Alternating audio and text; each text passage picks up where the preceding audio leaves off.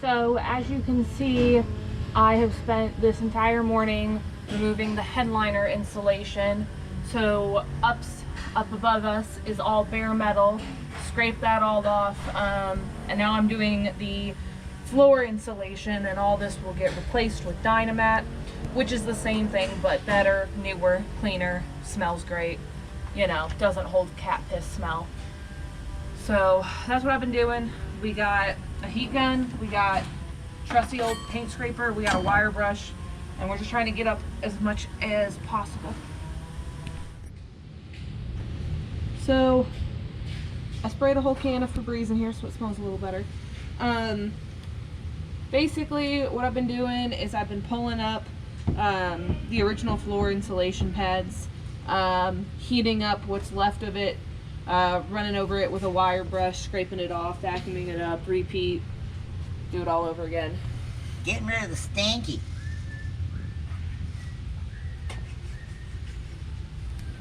So everything you see left on the floor is like an undercoating. It's protective material. So I'll just lay, I've got it pretty cleaned up, but I'll just lay Dynamat over it. Then we'll do the carpet. I got a little bit more to do on the passenger tow board. So go get your dad's phone. It's not that funny.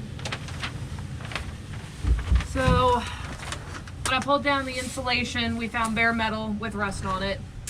So I'm PORing. Getting my Michelangelo on. I don't know who painted the Sistine Chapel. I'm not gonna lie to you.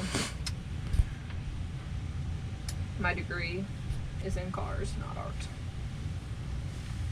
But basically, I'm just brushing it on in the hopes that this works.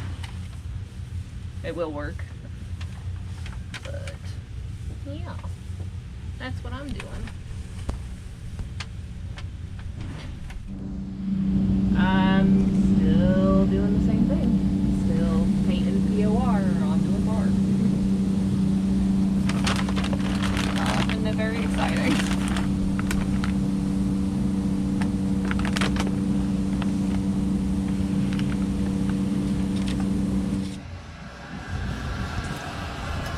So, if you follow us, you've seen me do this before on the Lincoln. But basically, now that my POR on the bare metal has dried, I'm taking Dynamat, which is a heat and sound insulator.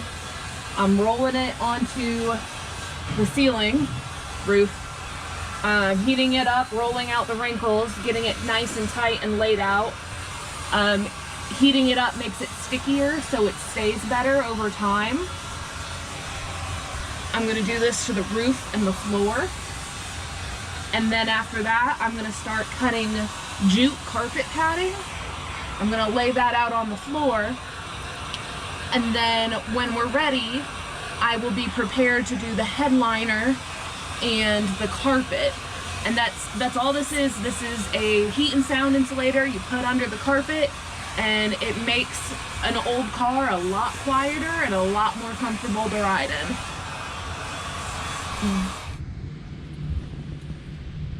All I'm doing is tracing out a pattern so that I can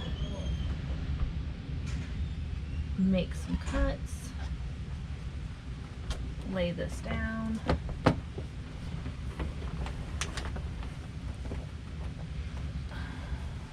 goes like that. Bring it out here so it goes under. Basically making a pattern, gonna cut it out, gonna roll it down, heat it up. Same shit I did to the top. Ouch, that hurts.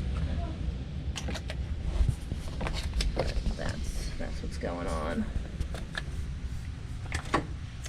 We're gonna do a little basic in-depth analysis of what I'm doing to get the AC controls working.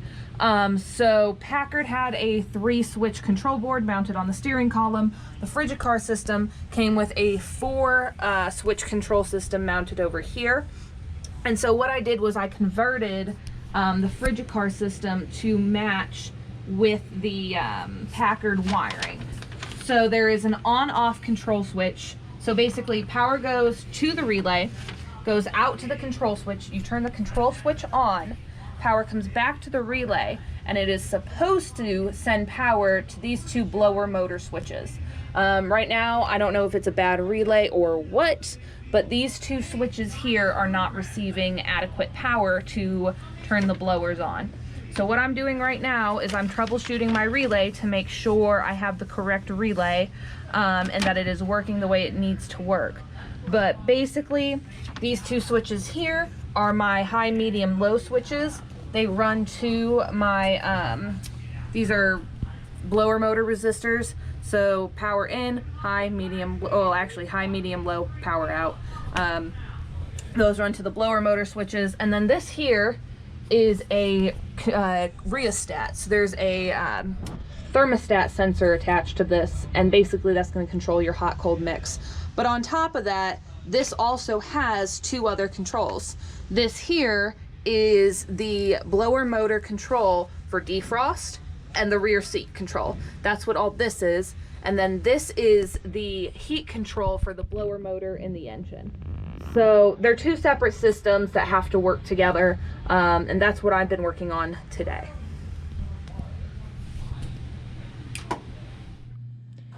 So this looks like a mess right now because it is. I got all the wiring switches done inside the car according to this helpful diagram that Y&Z sent me. Now, because we were doing the conversion, I didn't have any of these controls. I didn't have this relay. I didn't have these three controls. So basically, I pieced together some controls that I thought would work and tried it. And we got a lot of smoke and stuff. So I pulled it all back out because I couldn't figure out what was going on. So first thing was the relay.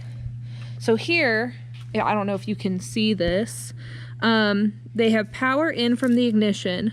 It runs out to an on-off switch, and then it goes back to the relay, and that is supposed to trigger this number 6 wire that goes to the controls. Well, you can't internally power a relay. So I pulled the relay out, I pulled all the switches out, and I'm creating my own wiring diagram to go off of, because basically this number 9 or 6, what number is that? 9. Number 9 goes to the on-off switch. That's going to have to get its own separate power. And then number 7, which is still in the car, is going to be the ignition power, and it's going to go directly to the relay. So as you can see here, I have the ignition wire going to, and then it's going to go into the relay, and then the on-off switch is going to meet up and come out to the on-off switch. The trigger will still be the same, ground will still be the same, and then the output is going to go to these 3-speed blower switches. And we were having some issues with that, and that was just a ground issue. I have the ground sorted out now. They're working, there's no more sparks. So I'm just going to button this up, and we're going to put it in the car tomorrow and see if it works. Alright, so we are helping Miss Bella out here. She has a couple variable resistors for the Packard for switches, and we are making a mounting box for them because these coils here will get piping hot at some point, and we don't want anybody to scorch their leg on them. So I just made up a little box here. There's 2 of these, by the way. So I made up a little box here, gave it extra space on the ends so that the metal doesn't get hot and we don't incidentally mess up the resistors. So I have a little tab here for them to screw in, and I'll put one in the middle that both ends will screw on. So there will be one over here, and then there will be the same plate over here. I will drill 2 or 3 holes on each end, and then in the middle to let them vent so they don't overheat. And that's okay. And then it will mount onto the firewall this way, and the resistors will mount into it. So I'll end up putting some ears off the side, maybe some more for extra security. We'll just have to see how it mounts up. That's about it. Pretty simple. So yesterday I prepped for the headliner, and today I am installing windlace. So I'm pried open well, I tested the tack strips to make sure we could staple to them. And then I pried open all the metal teeth that retain the windlace. Now I'm putting DAP automotive glue on both the metal and the listing strip. I'm gonna tuck it in there so it sits where it needs to sit. And then basically I'm taking just a punch, and then I'm hammering these flat with a way too big hammer, but it's working. And then what I do is I take a little screwdriver and I actually angle up on the tip to mimic the hook fold that was originally there that my punch isn't creating. And then that just retains the windlace up top. And then these are just tacked. So then once I have all 4 doors done, we'll install the headliner, and then I'll be finishing up the wiring and starting on the interior at a later date and time.